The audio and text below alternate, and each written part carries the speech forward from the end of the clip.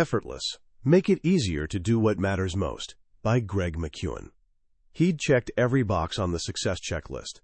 Georgetown University, then Harvard Business School, a coveted position at AIG, one of finance's biggest players. And the hours? 80 per week wasn't unusual. It was just Tuesday. He never dared leave before his boss did. His travel schedule was so intense that he earned a frequent flyer status so exclusive it didn't even have a name attached to it. From childhood, he'd absorbed the message that hard work was the answer to everything, and he didn't just nod along, he made it his religion. Those endless hours at the office, that wasn't just the path to success in his mind, that was success itself. Then 2008 arrived with a cold slap of reality. He woke up one morning to discover his company had gone bankrupt. All that stock he'd accumulated, his compensation for those missed birthdays, those sleepless nights, had plummeted 97%. The crushing realization hit him. It had all been for nothing. In the months after, Patrick McGinnis couldn't even get out of bed. His body had become sick with stress. He'd turned into Boxer the horse from Animal Farm, that devoted workhorse whose solution to every problem was, "I will work harder," right up until the moment he collapsed. During a cab ride home from yet another doctor's appointment, McGinnis made what he called a bargain with God. His promise was simple. If I survive this, I'm really going to make some changes. The light bulb moment? Working harder wasn't just failing to deliver better results. It was actively making everything worse. This is where we begin today. It's a story for anyone who's felt like they're sprinting faster and faster on a treadmill going nowhere. For everyone teetering on burnout's edge, convinced that everything has to be this difficult, the book we're exploring is Effortless, by Greg McKeown, the celebrated author behind the million-copy bestseller Essentialism. If Essentialism taught us how to do the right things, Effortless shows us how to do them the right way. Over the next few minutes, I'm going to share a different path with you, a way to achieve the results you want without burning yourself to ashes. A way to lighten life's inevitable burdens and accomplish more, not by pushing harder, but by discovering an easier route. This isn't about laziness, it's about being smart. It's about realizing that the most essential things in life don't have to be the hardest. In fact, we can make them the easiest. Have you ever stripped your life down to only what truly matters, and it's still overwhelming? This was exactly where Greg McKeown found himself, after Essentialism became a massive hit. He was living his own teachings, declining the non-essentials, focusing solely on what mattered most.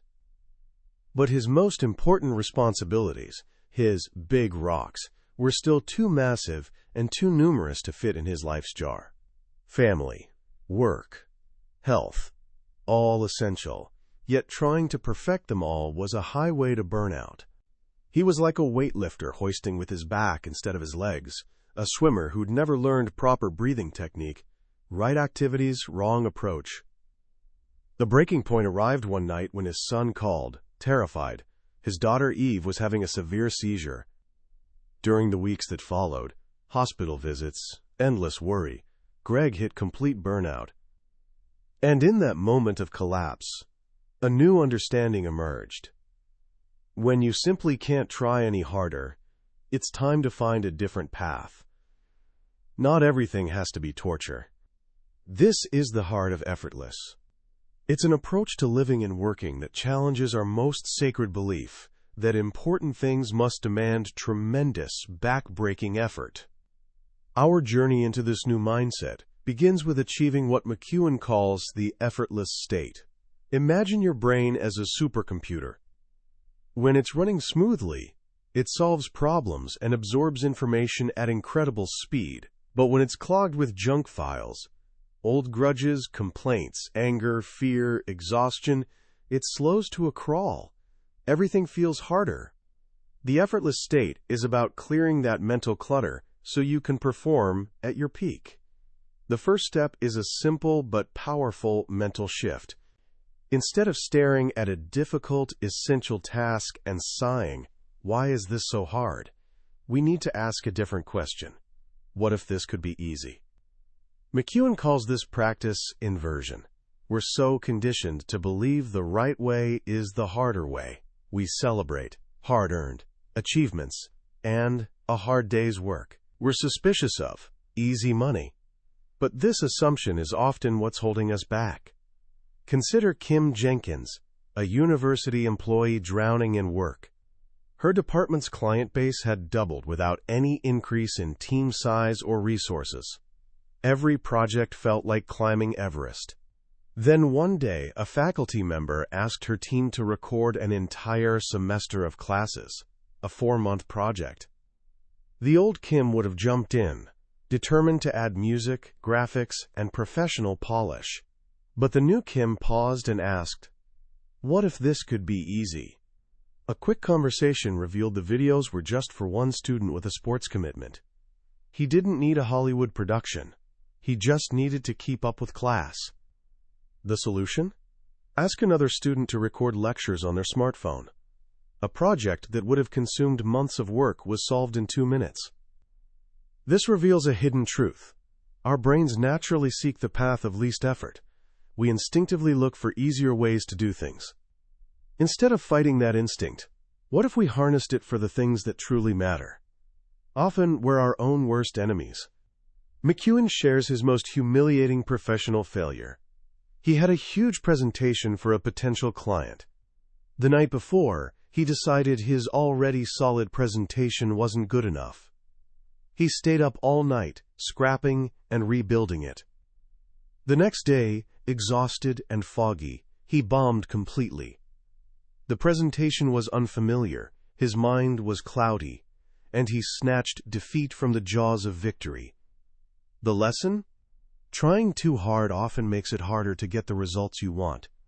The second pillar of the effortless state is to enjoy the process. We've developed this odd belief that essential work must be tedious, and that fun is something trivial we save for after the real work is done. But why would we merely endure essential activities when we can enjoy them? The secret is pairing essential tasks with enjoyable ones. Jane Tucson, a British activist, discovered this after a near-death experience in a refugee camp. She wanted to raise money for the suffering she'd witnessed, but she knew asking for donations often feels like a chore for everyone involved. Then brilliance struck. What if she paired charitable giving with something people already loved? Comedy. The result was Comic Relief and its famous Red Nose Day, a televised comedy event that's raised over £1 billion. By combining charity with comedy, she made giving easier and more joyful. This principle works on a personal scale, too.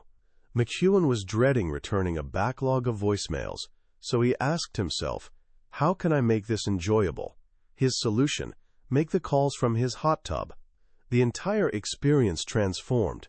He was in a fantastic mood, his clients laughed, and when he finished, he almost wished for more calls to make. His family used this same strategy to solve the nightly kitchen cleanup battle. After dinner, the kids would vanish like ninjas. It was exhausting for everyone. Then they reimagined it. They cranked up a Disney Classics playlist, turned up the volume, and transformed cleanup into a karaoke party. Suddenly, everyone was laughing, dancing, and singing while getting the work done. The drudgery evaporated. By attaching small fragments of wonder to mundane tasks, we stop waiting for some distant day when we can finally relax and be happy. That day becomes today. The third step to the effortless state is to release. Our minds are often cluttered with what McKeown calls stormtroopers. Outdated ideas, old grudges, and pointless regrets that occupy mental real estate rent-free, slowing us down. He shares a funny story about his childhood dream of owning an authentic stormtrooper costume. Decades later, as an adult, he finally tried one on in a store and had a sudden realization. He didn't actually want it at all. The idea had been planted in his brain long ago and had been consuming mental space ever since. One of the most common stormtroopers is complaining. It's effortless to do, but toxic. It keeps us fixated on what we lack. The antidote is gratitude. When you focus on what you're thankful for, it instantly shifts your mindset from lack to abundance. The more you complain, the more you find to complain about. But the more grateful you are, the more you have to be grateful for. A simple practice. After I complain, I'll say something I'm thankful for. Releasing also means letting go of grudges. A grudge is a heavy burden we choose to carry. McKeown shares the breathtaking story of Chris Williams. In 2007, his car was hit by a teenage driver. His wife, their unborn baby, and 2 of his children were killed. In that unimaginable moment of grief and horror, sitting amid the wreckage, he saw 2 possible futures. One was a life consumed by rage and bitterness. The other was a life free from that burden, where he could be present for his surviving sons. Right there at the scene, he chose to forgive. If he could release a grudge of that magnitude, surely we can let go of the smaller ones weighing us down. The 4th element of the effortless state is rest. In our always-on culture, we see rest as weakness and burnout as a badge of honor.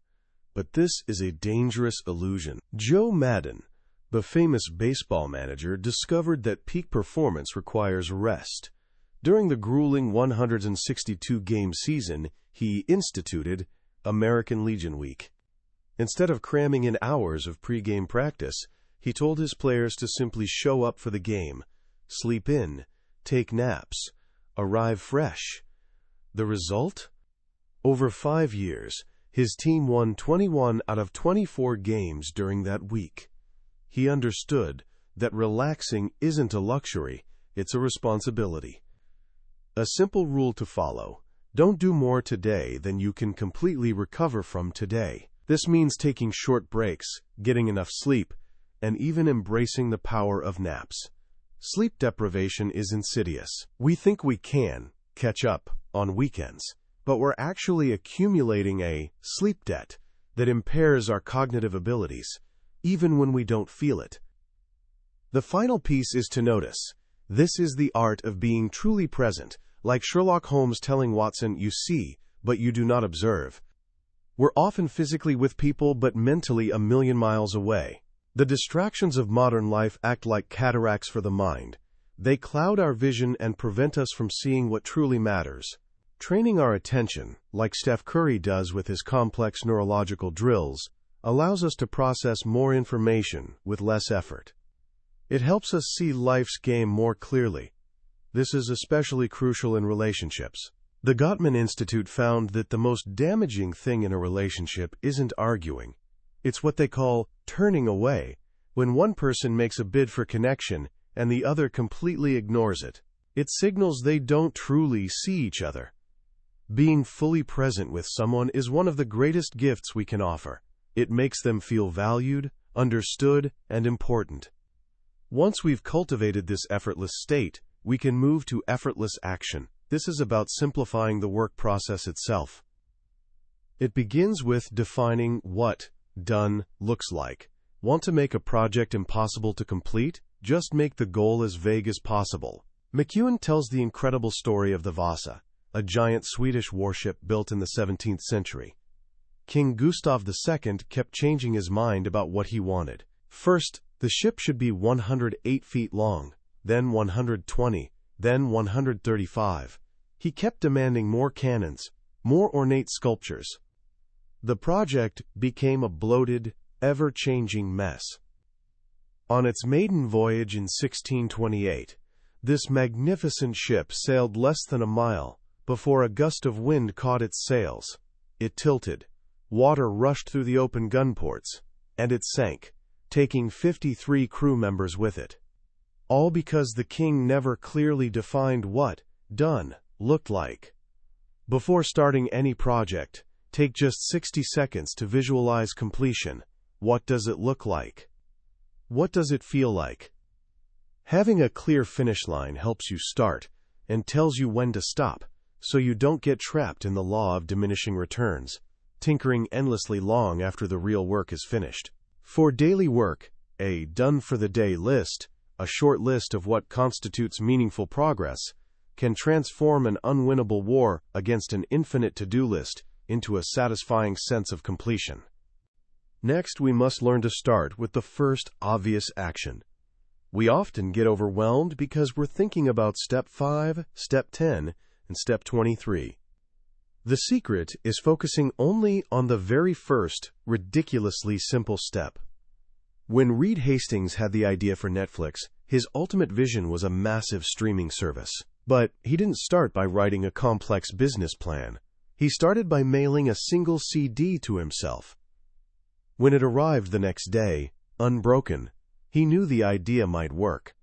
That first tiny action, what McKeown calls the minimum viable action, gives you momentum to take the next step, and the one after that. A great way to apply this is with a microburst, a 10-minute surge of focused activity. The project is declutter the garage. The first obvious action is find the broom. The microburst is sweep out one corner. This tiny burst of progress builds energy and confidence. Once you've started, the key is to simplify. The simplest steps are the ones you don't take. We often try to simplify by making each step in a process a little easier. But the real breakthrough comes when we remove steps altogether. When Amazon was young, its checkout process was a long series of clicks. One page for your name, click. Another for your address, click. City, zip code, credit card, click, click, click. A programmer named Perry Hartman spent months streamlining each individual step, but Jeff Bezos approached it from the opposite direction. He started with 0 and asked, "What is the absolute minimum?" His answer? A single button. That idea became Amazon's patented one-click ordering, an innovation worth billions. Steve Jobs used the same start with 0 philosophy. When his team presented their design for the iDVD application, he walked to a whiteboard, drew a rectangle, and said, "Here's the new application. It's got one window. You drag your video in, you click the button that says burn, that's it." He didn't start with a complex product and pare it down. He started with the simplest possible solution and only added what was absolutely essential. As we work, it's crucial to make progress by having the courage to be rubbish. We often get stuck because we're afraid of imperfection. We see a beautiful finished product and imagine it started that way, but the opposite is true. Ed Catmull, former Pixar chief, says every one of their stories starts as an ugly baby, awkward, unformed, incomplete. Their job is creating a culture that protects those ugly babies, because they know there would be no Toy Story without hundreds of awful ideas along the way. Paul McCready understood this when pursuing the Creamer Prize for human-powered flight. For 17 years, well-funded teams had built elegant, sophisticated aircraft that all failed. McCready realized they were solving the wrong problem. The goal wasn't building a perfect plane. It was building a plane you could crash, repair, and redesign quickly. His creation, the Gossamer Condor, was ugly. Made with aluminum tubing, piano wire, and mylar, held together with duct tape. But when it crashed, he could fix it in minutes, not months. It made over 200 test flights, learning from each rubbish attempt, and ultimately won the prize. To make progress, we must embrace imperfection and make failure as cheap as possible. Finally, effortless action requires us to find our pace. The mantra, slow is smooth, smooth is fast. The dramatic 1911 race to the South Pole between Roald Amundsen and Robert Falcon Scott is the ultimate pacing lesson. On good weather days, Scott's team would push to exhaustion. On bad days, they'd hunker down and complain.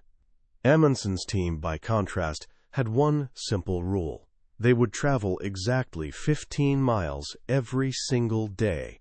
No more, no less. Even when they were just 45 miles from the pole, with perfect weather, they didn't sprint. They stuck to their pace.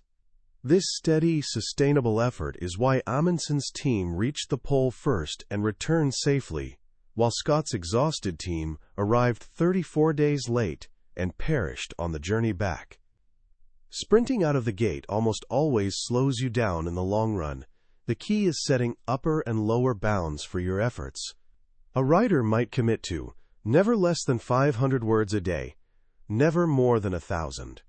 The lower bound keeps you moving on hard days. The upper bound prevents burnout on good days. It helps you maintain a rhythm where progress begins to flow. When we combine the effortless state with effortless action, we begin achieving effortless results. This is where the magic of compounding happens. It's the difference between linear results and residual results. A linear result is when you put in effort once and get a result once, like working an hour and getting paid for an hour. A residual result is when you put in the effort once and reap benefits again and again. An author who writes a book and earns royalties for years is getting residual results. Results flow to you while you're sleeping. This is the power of leverage. One of the greatest levers is to learn principles, not just methods. A method might solve one specific problem. A principle can be applied hundreds of times. Isaac Newton didn't write step-by-step rocket-building instructions. He codified the fundamental principles of motion and gravity, which then made space travel possible centuries later. Elon Musk thinks of knowledge as a semantic tree. You need to understand the trunk and big branches, the fundamental principles, before you can hang the leaves, the details, on them. This is how he's mastered and revolutionized multiple complex industries. Another powerful lever is to lift others by teaching. When you teach someone something, your impact is linear. But when you teach someone how to teach, your impact becomes exponential. During the pandemic, a community project in Utah called Project Protect had the seemingly impossible goal of making 5 million face masks in 5 weeks. They didn't try to sew them all themselves. They created a simple 5-minute video teaching volunteers how to make masks and, crucially, how to teach others. Within 5 weeks, 50,000 volunteers had reached the goal. Teaching is a high-leverage strategy for creating far-reaching impact. We can also achieve residual results when we automate essential tasks. The goal is to do it once and never again. We do this constantly with technology, automatic bill pay, programmable thermostats. But one of the most powerful low-tech automation tools is the simple checklist. In the 1930s, Boeing's new B-17 bomber was deemed too complicated for one person to fly after a fatal crash. But a group of test pilots believed in the plane. They created a simple checklist for takeoff, landing, and taxiing. With this tool, pilots flew the plane for 1.8 million miles without a single accident. The checklist automated essential steps, freeing up the pilot's limited working memory to focus on what really mattered. Of course, the most complex systems we deal with involve other people. This is where trust becomes the ultimate lever. Warren Buffett once bought a $23 billion company from Walmart after a single 2-hour meeting and a handshake. There was no due diligence. He trusted that what Walmart told him was true, and it was. Think of the millions of dollars and months of work saved. Trust is the engine oil for high-performing teams. Without it, there's friction, and everything grinds to a halt. With it, everything runs smoothly. The highest leverage decision you can make on a team is hiring someone with integrity, intelligence, and initiative. Someone you can say, "I trust your judgment too," and mean it. Finally, the most profound way to get effortless results is to prevent problems before they happen.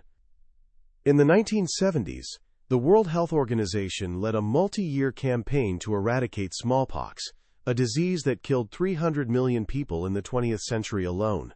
By investing in a global vaccination program, they solved the problem once and for all. A single intervention now prevents an incalculable number of deaths in the future. We can apply this on a smaller scale. Think of a desk drawer that sticks every single day. Shaking it and forcing it shut takes 30 seconds. Fixing the pencil tray causing the problem takes 2 minutes. On any given day, it feels easier to just manage the problem. But when you add up the cumulative cost of that daily frustration over years, the 2-minute investment to solve it once is an absolute bargain. Don't just hack at the branches of a problem. Strike at the root. This is the path of the effortless. It's a journey that begins not with more hustle, but with a simple question. A question that clears away mental clutter, simplifies our actions, and compounds our results, allowing us to make our highest contribution to the things that truly matter. As we wrap up our journey through Greg McKeown's Effortless, it's worth pausing to reflect on the quiet revolution this book proposes. We live in a world that shouts about hustle, that wears burnout like a medal, and that insists the only path to achievement is through grinding, relentless, often painful effort. Effortless doesn't just challenge this idea. It offers a gentle, yet powerful alternative. The most profound lesson, for me, is the distinction between what is easy and what is essential. Our culture has created a false link between difficulty and importance. We've been taught that if something is truly valuable, it must be hard. What McKeown so brilliantly does is sever that link. He shows us that effortless doesn't mean lazy or trivial. It means unburdened, untangled, and unimpeded. It's about removing the unnecessary friction that we and the systems around us add to our most important work. The book's structure itself is a masterclass in this philosophy. It starts with the internal state, moves to external action, and finishes with compounding results. This progression is so logical, so intuitive. You can't achieve effortless action if you're in a state of mental chaos. You can't achieve effortless results if your actions are complicated and unsustainable. It all begins inside, with the permission we give ourselves to find an easier way. The story that will stay with me longest is from the book's conclusion. After everything his family endured with his daughter Eve's mysterious illness, the fear, the uncertainty, the endless doctor visits, they faced a choice. They could attack the problem with frantic superhuman effort, burning themselves out in a desperate search for answers. Or they could choose a lighter path. A path of singing around the piano, taking walks, telling stories, and being grateful. A path that would sustain them for the long, uncertain journey ahead. They chose the lighter path, and in that choice lies the entire soul of this book. Life will present us with challenges that are inherently hard. Our job is not to add our own self-imposed weight to those burdens. So how can you start living more effortlessly today? Here are 3 simple actions you can take right now. First, solve one recurring annoyance for good. Is there a squeaky door, a messy drawer, a slow computer startup, or a subscription you keep meaning to cancel? Pick one. Spend the 5 or 10 minutes it takes to fix it permanently. Experience the small but profound relief of removing a piece of friction from your life forever. Second, ask the question. Look at your to-do list and pick the one task you're dreading most. Before you start, close your eyes for just 10 seconds and genuinely ask yourself, what if this could be easy? Don't rush to an answer. Just let the question open up possibilities. You might be surprised by the simpler, more direct path that reveals itself. Third, pair a chore with a joy.